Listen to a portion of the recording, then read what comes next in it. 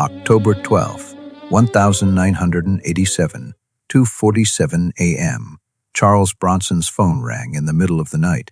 The voice on the other end was his daughter Katrina, barely coherent through her sobs. "Dad, it is Jason. He ancien saisi perdi. He overdosed. They do not know if he is going to make it." Charles drove 90 miles per hour through the empty Los Angeles streets to Cedars-Sinai Medical Center. His adopted son, Jason, 27 years old, had been found unconscious in his apartment by his girlfriend. Heroin. The doctors said another 15 minutes and he would have been dead.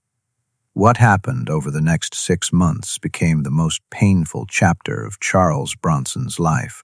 Not a movie villain he could defeat, not a physical challenge he could overcome.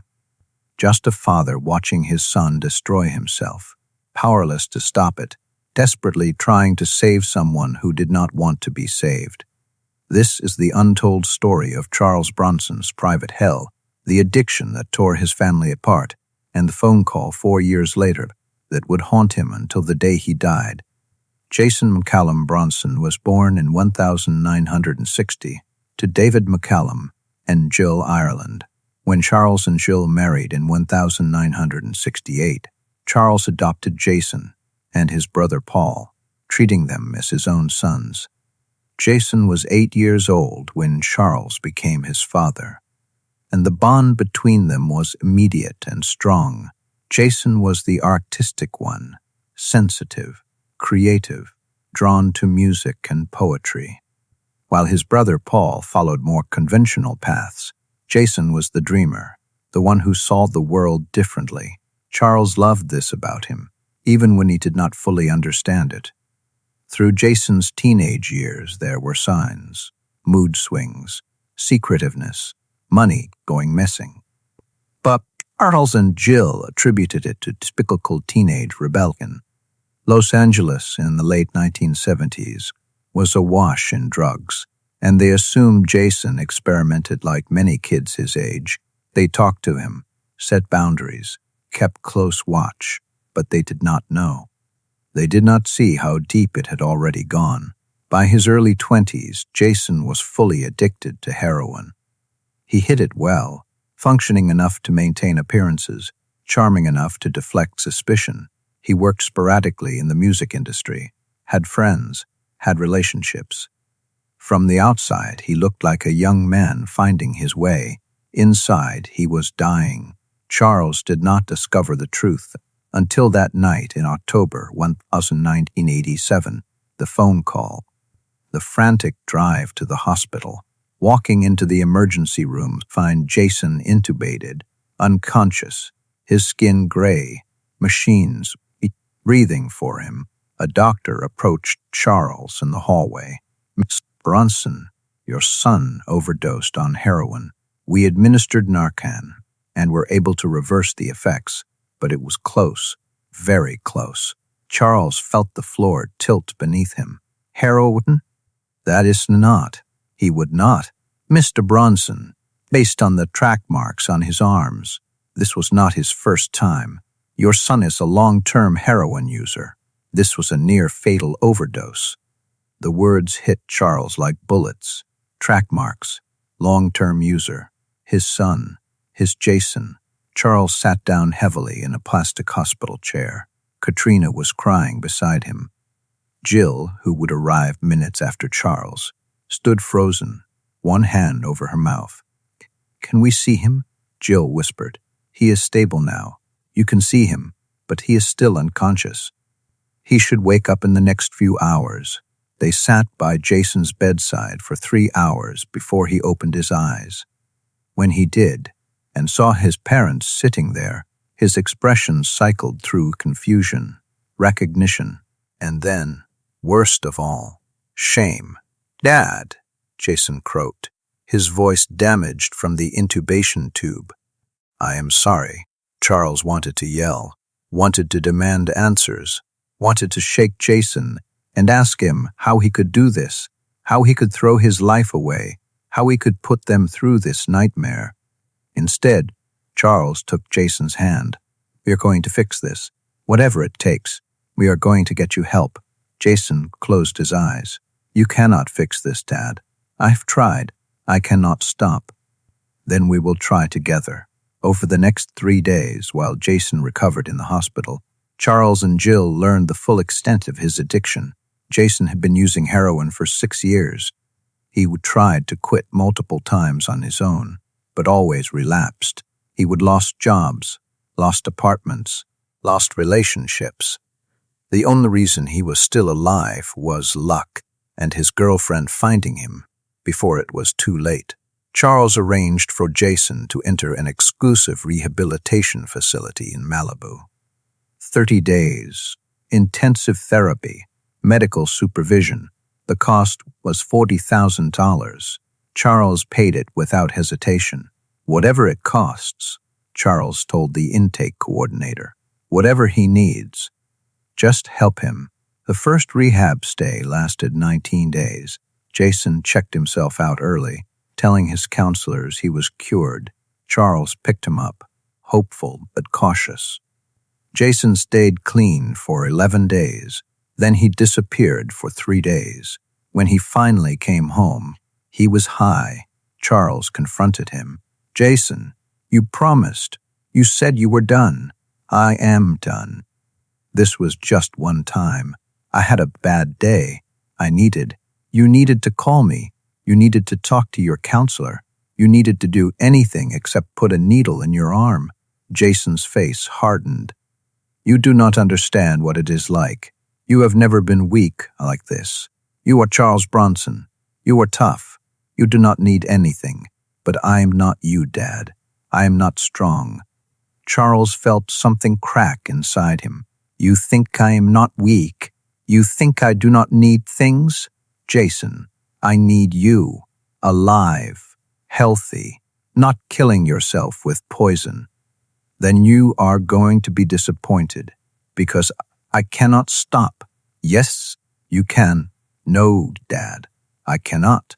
The second rehab attempt was in January 1988. This time, a different facility, different approach. 60 days instead of 30, more intensive therapy.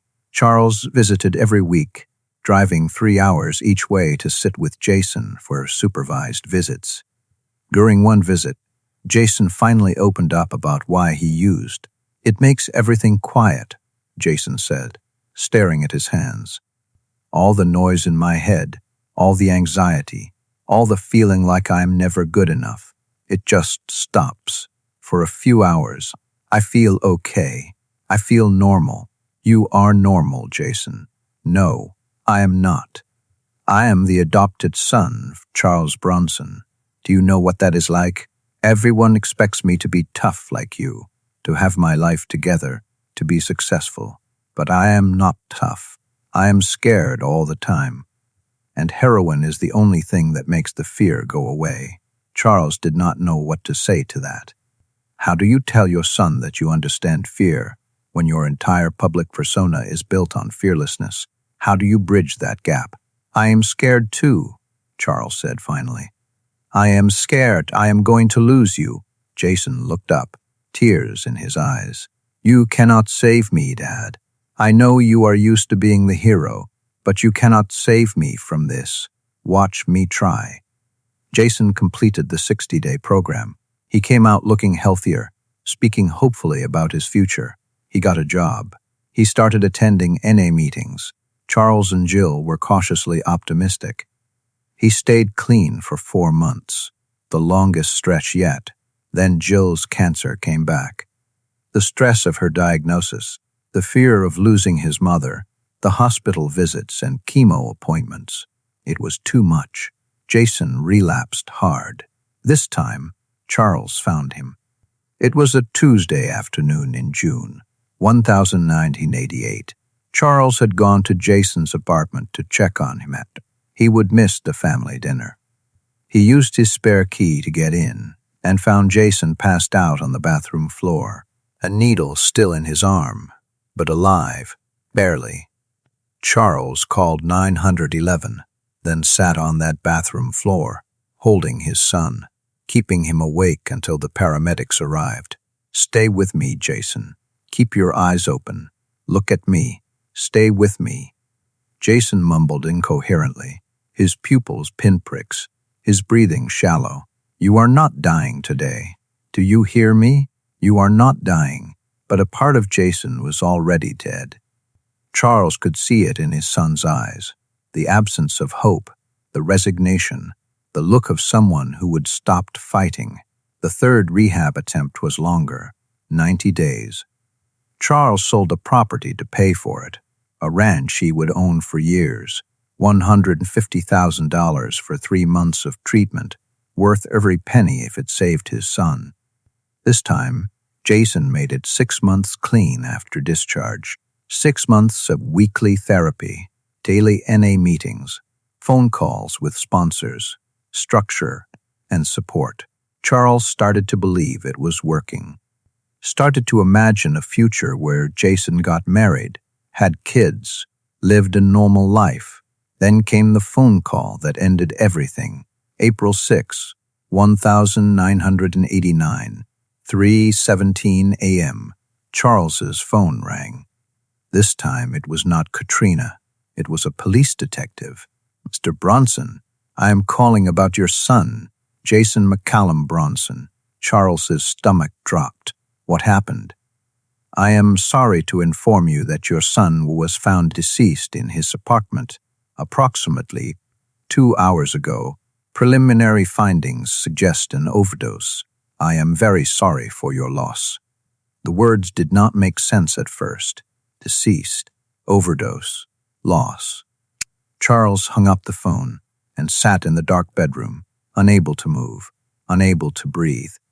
Jill woke up, saw his face, and knew immediately. Jason? She whispered. Charles could not speak. He just nodded. Jill's scream woke up everyone in the house. Jason was 27 years old. He'd been clean for 6 months. The autopsy later revealed he would relapsed one time, just one time, but his tolerance had decreased during his sobriety. The dose that would have gotten him high 6 months ago was now enough to kill him. One needle, one mistake, one moment of weakness, and Jason was gone. The funeral was small, private. Charles did not speak. He could not. He sat in the front row wearing dark glasses, his face carved from stone, while others eulogized his son. Friends talked about Jason's kindness, his creativity, his struggle. They spoke carefully about his addiction, using phrases like battle with demons and fought so hard. But Charles heard different words: failed, could not save him, lost. After everyone left the cemetery, Charles stood alone at Jason's grave. Jill had gone back to the car, too devastated to stand. Charles just stared at the fresh earth, at the temporary marker that would eventually be replaced with a headstone. I am sorry, Charles whispered. I am sorry I could not fix it. I am sorry I was not enough. The grave did not answer. It never would. In the months and years that followed, Charles rarely spoke about Jason. When forced to discuss him in interviews, he would say simply, "My son passed away. It was a tragedy." He never mentioned the addiction, never discussed the details. He protected Jason's memory the same way he would try to protect Jason in life. Privately, the loss destroyed something in Charles. Friends noticed he became more withdrawn or isolated. He threw himself into work, filming movie after movie, anything to avoid sitting still with his grief. Jill, already battling her own cancer, now had to watch her husband drown in guilt and regret. She tried to reach him, tried to tell him it was not his fault, that addiction was a disease, that Jason had made his own choices. Charles would not hear it. In his mind, he would fail. The man who would save strangers, who would stood up to studios, who would fought for justice on screen, he could not save his own son. In 1990, when Jill died, Charles lost the only person who understood what Jason's death had cost him. Now he was alone with his guilt, his grief, his overwhelming sense of failure. Years later, Charles made a large anonymous donation to a drug rehabilitation center in Los Angeles. He specified that the money should be used to provide scholarships for addicts who could not afford treatment. No press release, no recognition, just a check with one condition. It should be called the Jason Fund. When asked why by the facility director, Charles said simply, "Because my son could not be saved. But maybe someone else's son can be." The Jason Fund still exists today. It has helped over 200 addicts get treatment they could not otherwise afford. Some of them relapsed, some of them died, but some of them survived. Some of them got clean and stayed clean and built lives worth living. Charles never knew their names. He never met them. He just knew that somewhere, because of Jason's death, other parents were not getting that 3 a.m. phone call. It was not redemption. It was not closure, but it was something. When Charles Bronson died in 2003, his will included a provision. The Jason Fund was to receive $500,000, ensuring it would continue for years after his death. His daughter, Katrina, in a rare interview, explained, "My father carried Jason's death until the day he died. He never forgave himself. He always believed he should have done more, tried harder, found better help. But Jason's addiction was not something my father could punch or shoot or intimidate. It was a disease, and it won." She paused, wiping her eyes. But Dad never stopped fighting it, even after Jason died. The Jason Fund was his way of continuing the battle. If he could not save his son, he would save someone else's. The West, who my father was, even in grief, even in failure, he kept fighting. October 12th, 1987, a phone call in the middle of the night changed everything. April 6th, another phone call ended everything. In between, there were 3 rehab stays, countless relapses, moments of hope crushed by moments of despair. There were bathroom floors and hospital rooms and tears and prayers and desperate pleas. There was a father trying to save his son, and there was a son who could not be saved, not by money, not by love, not by Charles Bronson's strength or determination or will. Addiction does not care who your father is. It does not care about fame or fortune or the desperate love of a parent willing to give everything. It just takes and takes and takes until there is nothing left but grief. And a fund named Jason, helping strangers fight the same battle that claimed him. That is not a Hollywood ending. That is just the truth. Charles Bronson saved a lot of people in his movies, but he could not save the one person he loved most, and that is the role that broke him forever.